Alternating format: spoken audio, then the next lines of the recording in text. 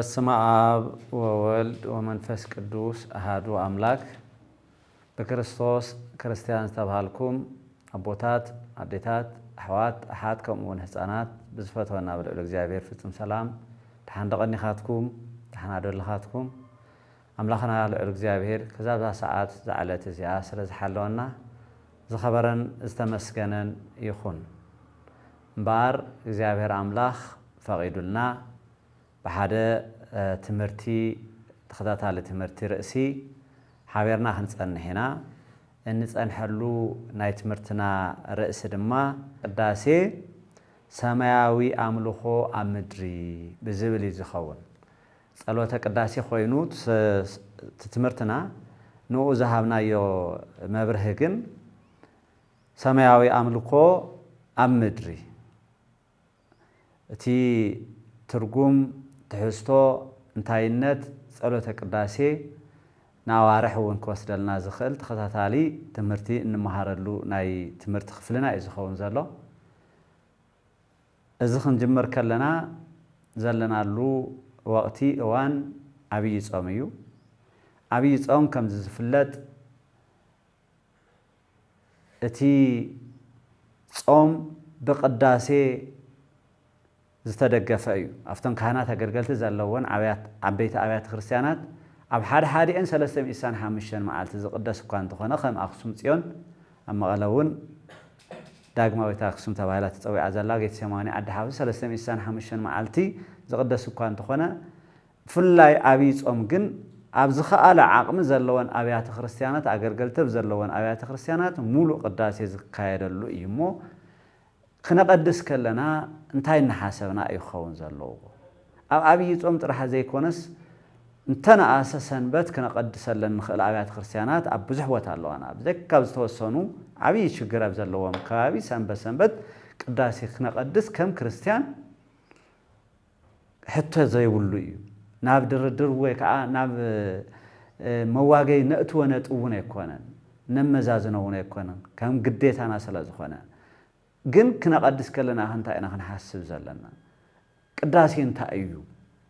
ወይ ድማ ጸሎተ ቅዳሴ እንታይ እዩ ዝብሉ ምስ ትሕዝትኡ ኣብቲ ቅዳሴ ዝበሃሉ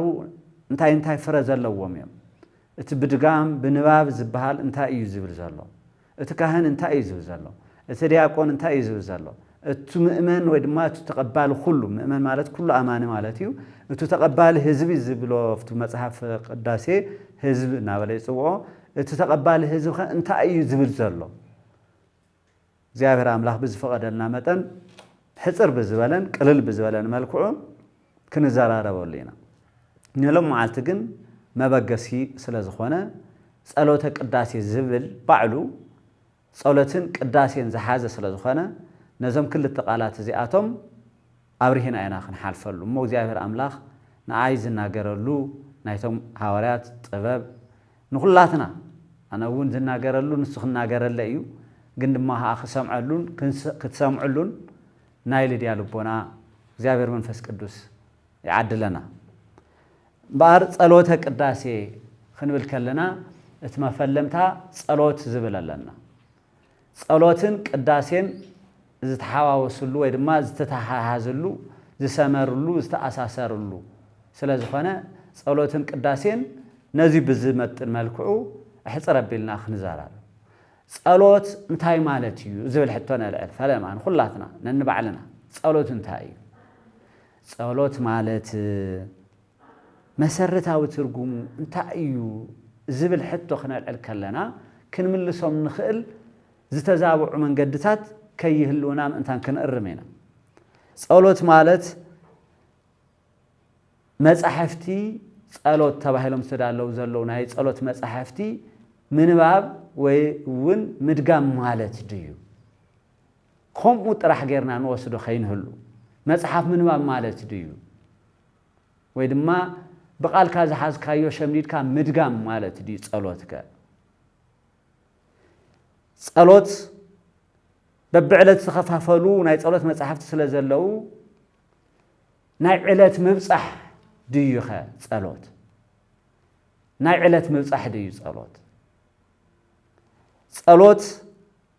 ስርዓት ስለዘለዎ በታ ስርዓት መሰረት ምኻድ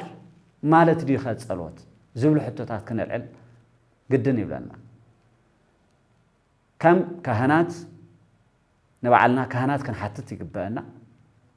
كم فتسمت سرعات زخونا كم أفتسمت سرعات زخونا كم قلال لا أمنت دما نبعلنا كان حتى يقبلنا لو مين نتكرولو صلاتك قداسينا هي حبرات سلا زخونا فت حبرات كنا تكورين أمبر أمنا يحد أمنا يقولك أنا صلوت إنه لون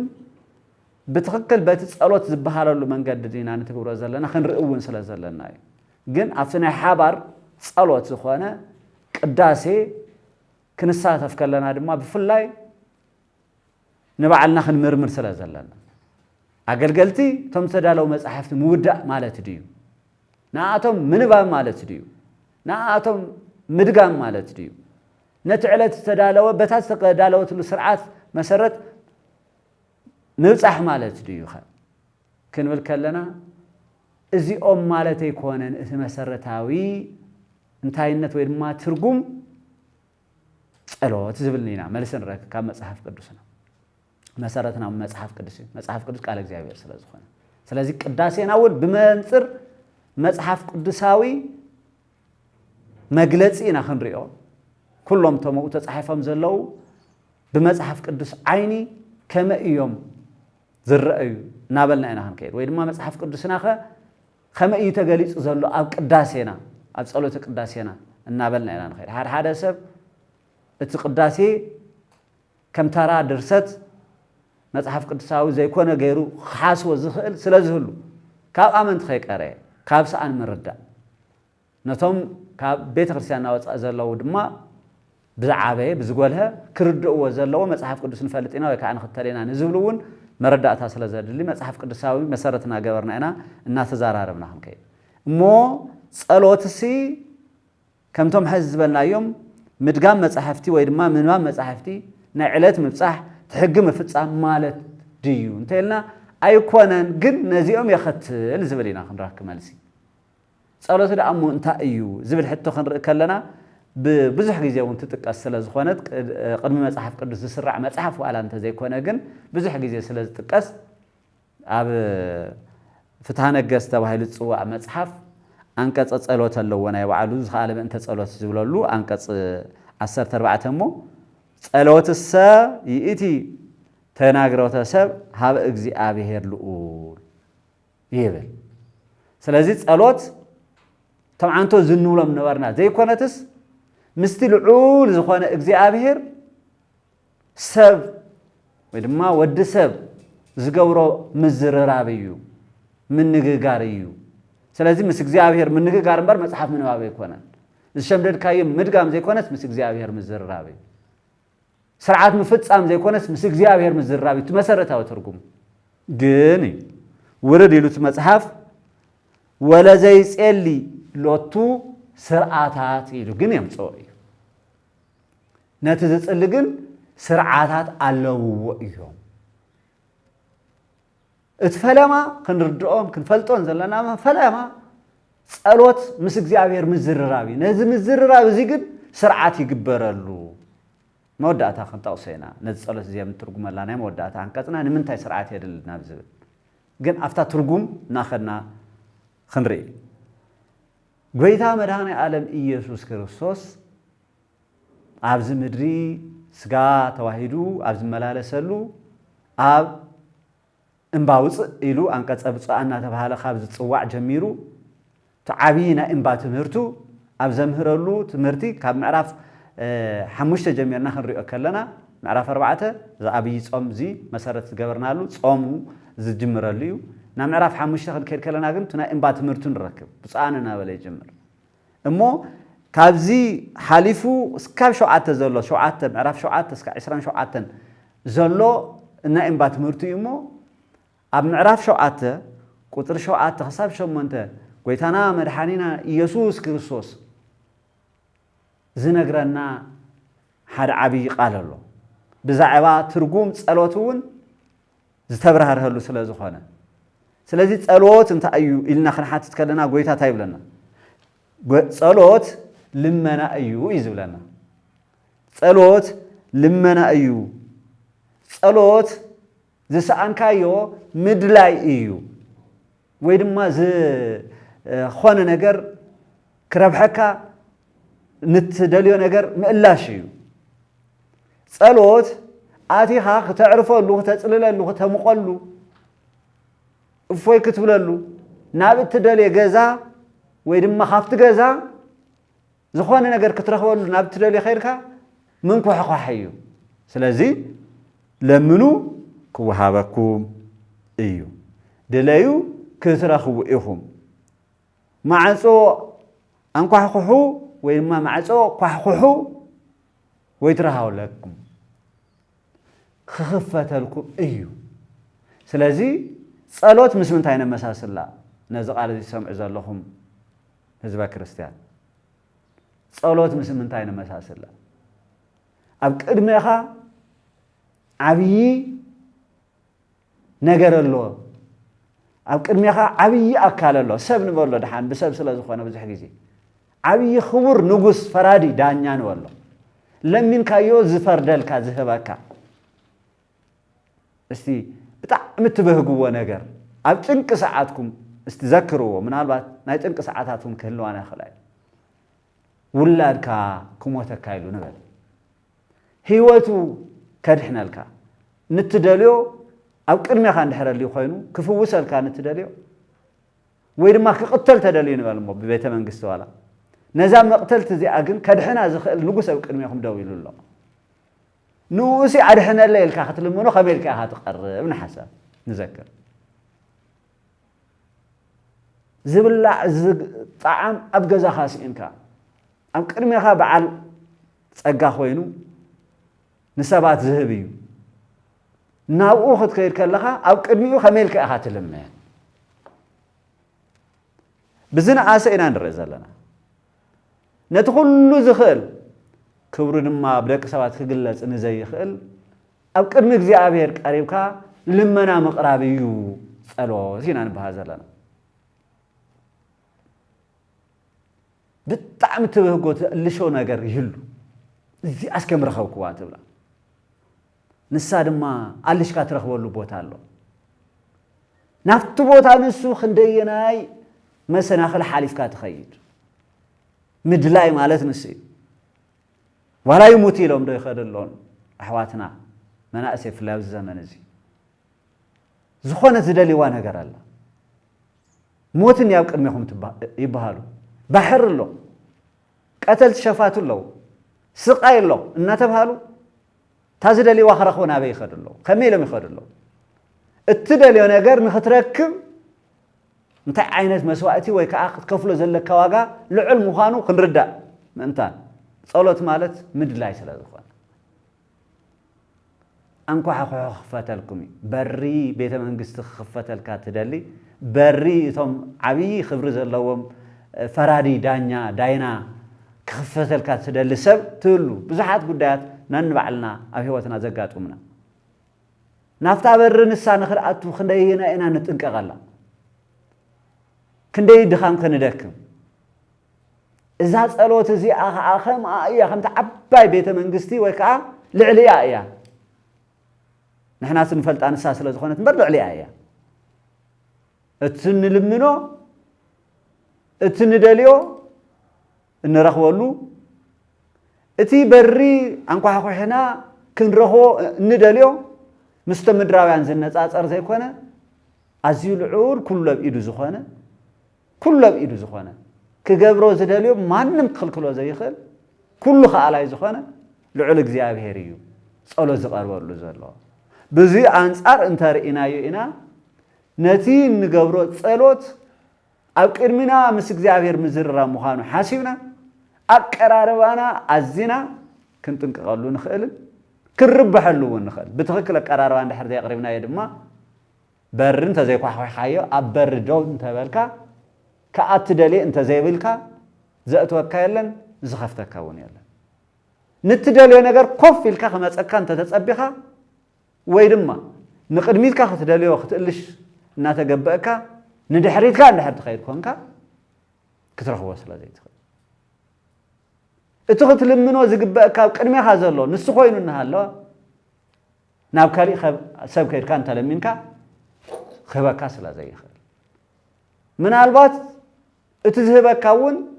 كهوت كهوت زي كونت كتفأ كون سلا زي خير اتلمنو نجارون مفلات نتلمنو أكلون بزقبأ مردع الله يسلا زي خنا صلوتنا خنده يعني عبيد إنك أزل اليوم مخانو من تان كردة إذا سلست قالتنا يقولي أنا مرحلين أنا يسوع كريستوس نذكره كتلمن كلها أبكر من العول عبيد قويتا إجزاء كم يكتكون كم زلكا نمتنك أقلنا ندليو نبهجو نجار كنركب كم عينت مدلاك نسرح كم زلنا بري كم يجرنا خننكح خوح كم زلنا منتان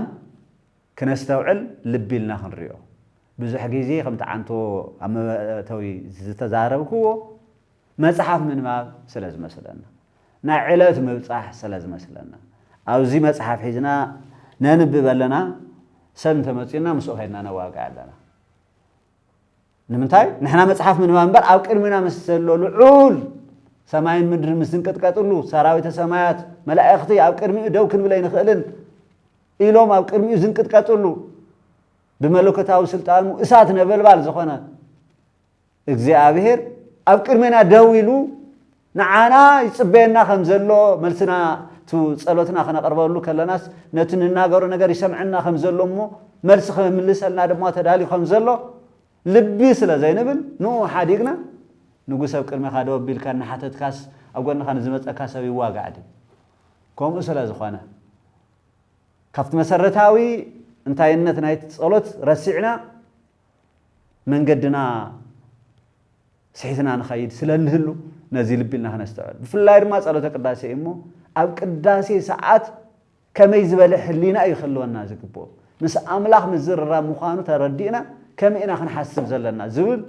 لبنا بلنا انتان كن كيد نافتو تحسو قداسي قدم مئتاونا بزعبات صلوت زي مبال الله يسلا زخنا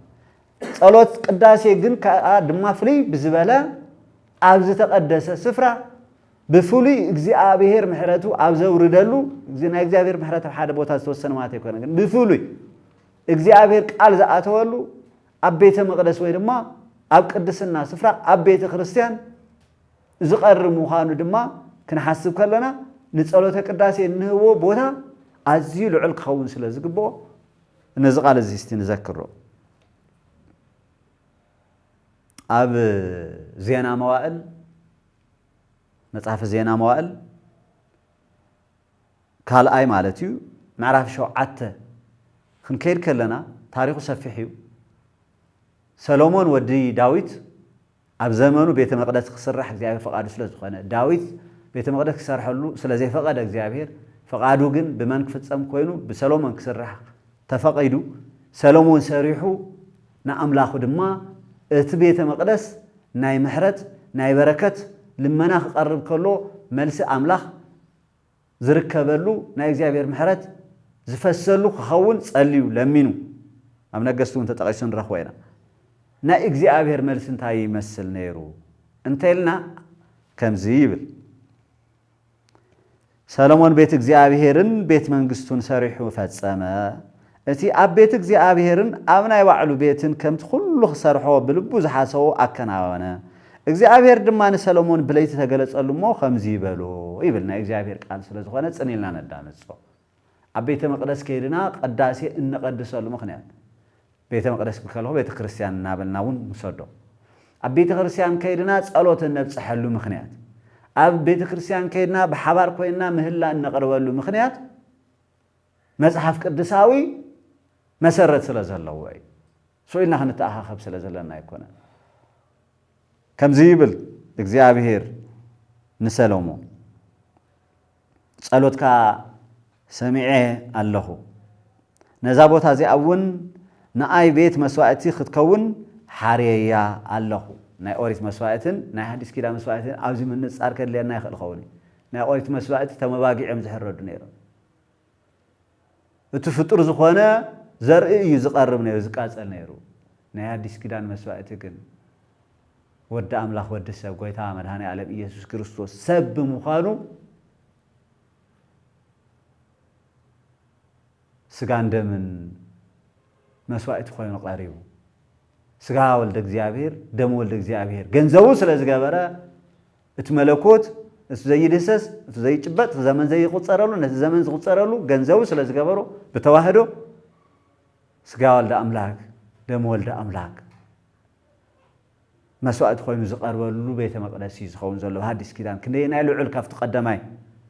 ግን ነቲ ቀዳማይ እውን ዝተባሃሎ ከምዚ ዝነበረ ንሰማይ ዝናብ ከየውርድ እንተዓፀኽዎን ነንበጣውን ንምድሪ ክበልዓ እንተኣዘዝክዎ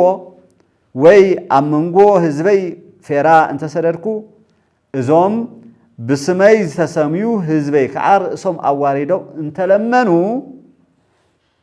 ገጸይ እውን እንተደለዩ ካብ ክፉእ መንገዶም ድማ እንተተመለሱ ሽዑ ኣነ ካብ ሰማይ ክሰምዕ እየ ሓጢኣቶም ከዓ ይቕረ ክብለሎም ምድሮም እውን ክፍውስ እየ ሕዚ እውን ኣብዛ ቦታ እዚኣ ንዝፅለ ጸሎት ኣዒንተይ ክኽፈታ ኣእዛነይ እውን ፅን ክብላ እየን ኣዲሰያ እውን ኣለኹ ኣዒንተይን ልበይን እውን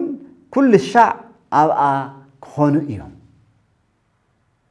እዚ ቃል ኣምላኽ ቃል እግዚኣብሔር እዩ ንመን ዝተነገረ ንጠቢብ ሰሎሞን እንታይ ተምዋና ካብዚኣ ንወስደን ህዝፍላይ ብሰማይ ዝተሰመዩ ህዝበይ ከዓ ርእሶም ኣዋሪዶም እንተለመኑ ምልማን ልመና ዝቐርበሉ እዩ ግን ድማ ኣለዎ ርእስኻ ኣዋሪድካ ምልማን ዝብል ብዛዕባ ጸሎት ሰፊሕ ትርጉም እንመሃር ስለዘለና ሓፂር መእተውና ጸሎተ ቅዳሴ ስለዝኾነ ክሕፅሮ እምበር ንባዕልኻ ትሕት ተቢልካ ኣብ ቅድሚ እግዚኣብሔር ብምቕራብ እዩ ጸሎት ዝቐርብ እምበር ብከንቱ ብፈዛዛ ብዋዛ ዝቐርብ ኣይኮነን እሞ እቶም ናይ እግዚኣብሔር ዝበሃሉ ኣመንቲ ዘቕርብሉ ምዃኑ ብስመይ ዝተሰምዩ ህዝበ ኢልዎም ኣሎ ነዚኣቶም ልመንኦም ዝሰምዓሉ ገጸይ እውን እንተደለዩ ምድላይ ዝበልና ይዓንቶ ድለዩ ክትረኽቡ ኢኹም ዝበሎ ጎይታ ንእግዚአብሔር እውን ገጹ ማለት ናይ ምሕረት ናይ በረከት ናይ ባርኾት ናይ ቅዳሴ ገጹ ንዓና ህይወት ዝህበና ገጹ ምሕረቱ በረከቱ ሓለው ጸገው እዚኦም ኩሎም ኣብ ዝደለናሉ ጊዜ ማለት እዩ እንተደለዩ ካብ ክፉእ መንገዶም ድማ እንተተመለሱ ሽዑ ኣነ ካብ ሰማይ ክሰምዕ እየ እግዚአብሔር ልዑል እዩ ሰማይ ርሑቕ ኮይኑ ኣይኮነን እግዚአብሔር ምሳና ኣሎ እዚ ክብሩ ልዑል እዩ ሰማይ ክብሪ እግዚአብሔር እዩ እሱ ካብ ክብሩ ካብ ስልጣኑ ዝፈልዮ የለን በዚ ክብሪ እዚ በዚ ስልጣን እዚ ኮይኑ ጸሎትና ክሰምዕ እዩ ኩሉ ዝኽእል ንሱ ስለ ዝኾነ ንዓኣቶም ዝተዋሃበ ንዓና እውን ተዋሂቡና ኣሎ ከምቲ ዝረአናዮ እውን ነዛ ቤት እዚኣ መሪፀያ ኣለኹ ቀዲሰያ እውን ኣለኹ ኣዒንተይን ልበይን እውን ኩሉ ሻዕ ኣብኣ ክኾኑ እዮም ናይ እግዚኣብሔር ናይ ምሕረት ኣዒንቲ ናይ ሓለዋ ኣዒንቲ ናይ በረከት ኣዒንቲ ናይ እግዚኣብሔር ሓሳብ ናትና ሰናይ ተግባር እዩ ናትና ህይወት እዩ ናትና ብደስታ ምንባር እዩ ናትና ናይ ዘለዓለም ክብሪ ምውራስ እዩ ናይ እግዚኣብሔር ድሌት ልቢ ስለዚህ ኩሉ ጊዜ ኣብዛ ቤተ መቅደስ እዚኣ ናይ እግዚኣብሔር ዓይን ኣሎ ናይ እግዚአብሔር ምሕረት ኣሎ ናይ እግዚአብሔር በረከት ኣሎ ናይ እግዚአብሔር ሓለዋ ኣሎ ናይ እግዚአብሔር ጸሎት ሰሚዕኻ መልሲ መሃብ ኣበይ ኣሎ ኣብዛ ንሱ ዝቀደሳ ቤተ መቅደስ ኣሎ ጸሎት እዚ ይመስል ብፍላይ ድማ ኣብ ቤተ ክርስቲያን ኣብ ቅዳሴ ጊዜ ዝቐርብ ጸሎት በኣር ተዓንቶ ዘልዓልና የንመለስ ወገናት ስለ ጸሎት ብዙሕ ክንብል ኣይኮንናን ጸሎተ ቅዳሴና እንታይ ይመስል ዝብል ክንርኢ ስለ ዝኾንና ንኣቱ ዘለና ኢና ንእሽተይ እንታይነት ጸሎት ንርኢ ዘለና እምበኣር ጎይታ መድሃኒ ዓለም ክርስቶስ ቅድም ኢሉ ካብቲ ዓንቶ ዝጠቐስናዮ ህዝቡ ናብ ናይ እምባ ትምህርቱ ኣብዚ ሰሙን እዚ እውን ብወንጌል ዝንገረና ክትጽልዩ ከለኹም ዝብል ኣለዎ ናይ ጎይታ ቃል ክትጽልዩ ከለኹም ዝብል ስርዓት ከም ዘለዎ ጥንቃቐ ከም ዘድልዮ ኣስተውዒልና ክኸውን ከም ዘለዎ مسكال أوتن نتصيرو خمزي بالقويتا مدهاني على يسوع كريستوس معرف شو دشته ماتيوس وانجيل قطر شعاتن شومنتن كنا نوم كلنا خمس بالقال نركب أحزاب بمبزح زرباءاتهم زسمعوا يزم أسلم مو أحزاب مالت إجزاء زي أمنو نا إجزاء زي كونو كم تإلياس ولم نورستي عاول دمسهم العلة بالكم سكتسوعوا النابل زقل دلهم زنا برا نتوم تعوتاتهم كسمعوهم سلا زي خلو ملسخوهم سلا زي خلو بزوح متيلنا يوم دوم يملسلنا يلوم حاسوس سلا زنا برو كم زي بزوح مصحف بمنباب يزوز الله بمصلى يبلكم بزوح صلاه مقرات صقما يبلون ግን ጽልዲና ዘለና መጽሐፊና ነንብብ ዘለና ዝሸምደድና ይሪና ንደግም ዘለና ወይስ በሐቂ ምስ እግዚአብሔርና እንነጋገር ዘለና ዝብል ሕቶ ከናልዕል ስለ ዝግባና እዩ እምበኣር ኣህዛብ ብበዝሒ ጸሎቶም ክስምዑ ወይ ድማ ብበዝሒ ብምብዛሕ ዘረብኣቶም ይቅርታ ብምብዛሕ ዘረብኣቶም ዝስምዑ እዩ ዝመስሎም እሞ ክጽልዩ እንተለኹም ከመኣቶም ከንቱ ዘረባ ኣይተብዝሑ ከንቱ ዝኾነ ዘረባ ከይኸውን ጸሎት ኮይ ጽልየ ዳዊት ደጋሚ እየ ኣይኮነን ዳዊት ትደግሞ ዘለኻ ትሕዝትኡ እንታይ ይዝብል ዘሎ ብትኽክል ናብቲ ክበጽሕ ዝግብኦ ኣብ ቅድሚ ጎይታኸ ተብጽሖ ደለኻ ተብጽሕዮ ደለኺ ዝብል ሕቶ እዩ ኣብዚ ንሕተት ዘለና ከንቱ ከይኸውን ንስኻትኩም ግና ሰማያዊ ኣቦኻትኩም እንታይ ለመንኩምዎ ዘድልየኩም ይፈልጥ እዩ እሞ ኣይትምሰልዎም ተባሂልና ኣለና ኣይትምሰልዎም ናይ ኣህዛብ ምምስሳል እንተልና ኮይኑ ጎይታ ይደልዮን ንምንታይ ኣይትምሰልዎም ኢሉና እዩ ኣህዛባዊ ዝኾነ ኣቀራርባ ጸሎት ኢልና ንጽውዖ እንተሊ ኮይኑ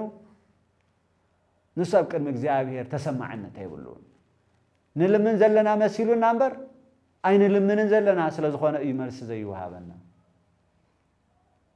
ندل زلنا مسيلنا نبر أين دليون زلنا بخالي من قدينا نقع زلنا نخومي يتزدلنا يوزين رخو زلنا ننقع خوح زلنا بر مسيلنا أيون بر أبنا كالوت برينا ننقع خوح زلنا نخومي يوم ساتم كعصام مثل زي خلو أقدمي بر أملاخ يكوننا ننقع خوح زلنا أملاخ ما بر ننقع خوحو دليو لمنو نتايزو ولا قويتا استملسينا رأيوسو لمن قوها بكميو دليل خطرخ بيخم مع أن صقوا خفت الكميو كل زلمنا ها يقبل يزلنا تخكلني على المنال تخكلني على مدلاي من قوها عن تقوين يقبل كل زلمنا يقبل زدليون يركب مع صون الزم قوها دما يخفت الإيو قال قويتاي يغير قال قويت حكي نمن تايدا عينات أولوتنا لمنانا ملسي زي وهابنا إن أنت حاتجنا هنا داولنا نفتش نايب حقرينا نسأل زلنا وإيش كمتم أهزابنا نمسز زلنا أنا بر سناي نغاد صدستي ما صحفتنا أنا من تايد عنا ما صحفت داليو من لان حرن إشتي كوينو زاد لينا ويدما أي توزح خمتياتهم قابته هالنا زبل حتى من الوقت شيء العاد اتوم نايت أولوت ما صحفتي تدالولنا كابتي قويتا نعدو دك زبديوس خون يوحنسن يعقوبن زملس اللان زقسس عن تقساس نخندحني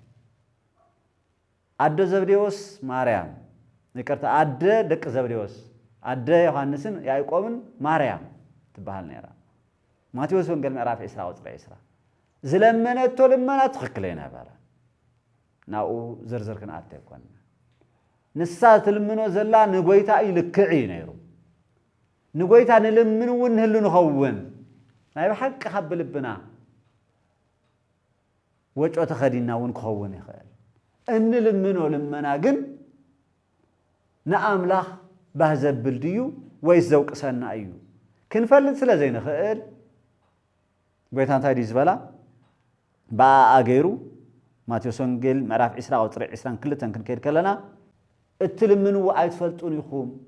با مخنيات اتلمنو وعيد فلطون يخوم استفهالو نتمو زنورو نخلهم نمنتاي زلمنو سلا زي فلطو تنابال نأملاخ كلمن زلو نتاي مخانو كنفلت سلا زلنا ملمني ويد ما تصلوت مقربي صفوف تحسوا زلوهم ناي صلوت مصحفتي قريبهم لنا كاباتهم حدا انتاي صلوت قداسي نقرولو ناي قداسي صلوت علنا وين ما ناي قداسي مصحف علنا ناتو قداسي مصحف تحسوا إنا مبار بمطنو كنرئنا اتو زلنا ازي تداليلنا زلو اب قدم املاح باز زبل لمنا سلا زلو وي اب قدم املاح تسمعنا زلو لمنا سلا زلو وي ግን እትልመና በይኑ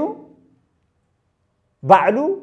ክገብረ ዝኽእል ነገር በቶም ዝልምንዎ ካህናት እኳ እንተሃለወ ናይቱ ዝደልሰብ ቅሩብነት ድማ ይሓትት እዩ ናይቲ ዝደልሰብ ልቢ ምኽፋት ድማ ይደሊ እግዚአብሔር እኮ ንዓና ዘድልየና ይፈልጥ እዩ ከምኡ ዝበለና ጎይታ ከምቶም አሕዛብ ትምሰሉ ኣብ ዝበለሉ ቦታ እኮ አምላኽኩም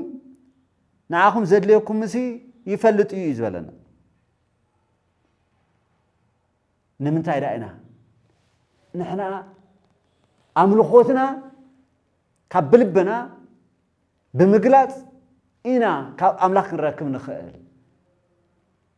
نؤخن أمنو كلنا إنا وينك نتعامو وإنما تنلمنو نجر انت فليتنا إنا ازتوهابنا ونفلتو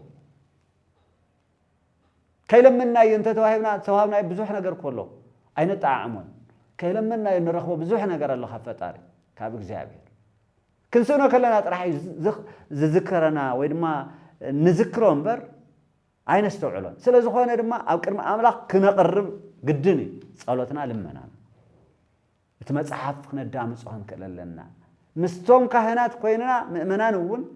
ويكا مستوم قدس كويننا زي قدسون كنا قرب كلنا إيو ملسن رخوالو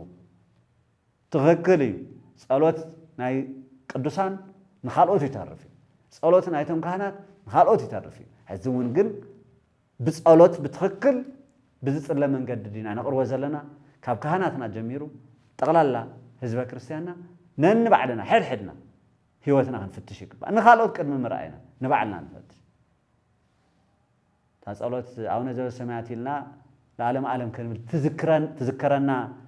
خناتات دون نذكر لنا هذه نحسب عنده تاينا نقبرنا نافوشتي أو نزل سمعت بولي بال عقوم لنا الحلفة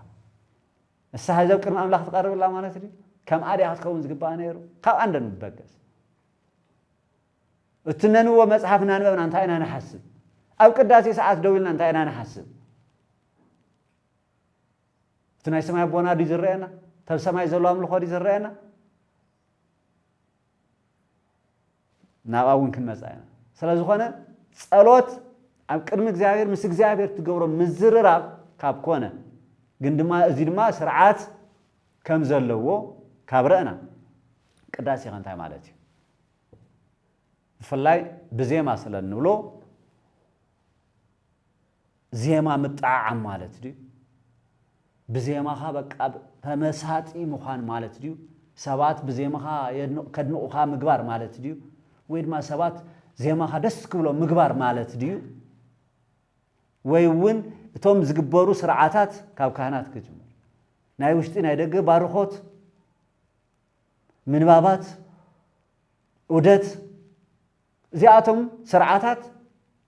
بتاتخكل قدم تختلو مفصام مالت طرح ديو نتزيما بتخكل مبال مالت طرح دي التنباب كما جمرو اسكع موداتو مودا مالت دي قداسي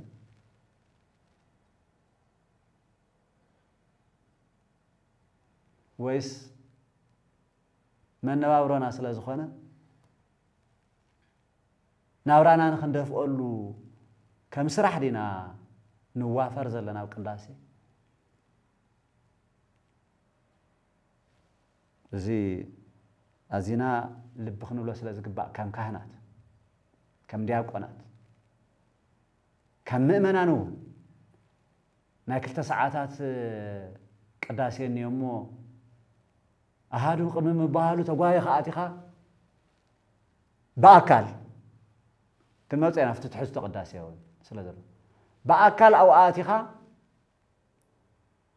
اتو تواهلو بقى تودي إلكا موسى ديو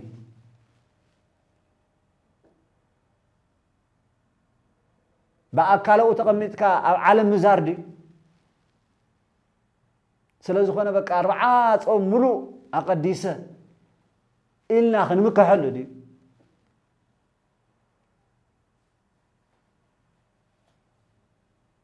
كشي كلكو خمزي ولا ديابكن كلكو خمزي ولا خمزي عين زيما سبرة إلنا بزيما خن ولا در اللي نحنا كهناتك بار زيوم نجارات من الوقت كم تمنع أحزاب أكيد عن خير كين هلمو دخامنا كنت خي خون دويلنا هنحسب قداسي انت أيو تتحسوا أخن تايبل زبل كلمة مسأنا قداسي انتهي مالتي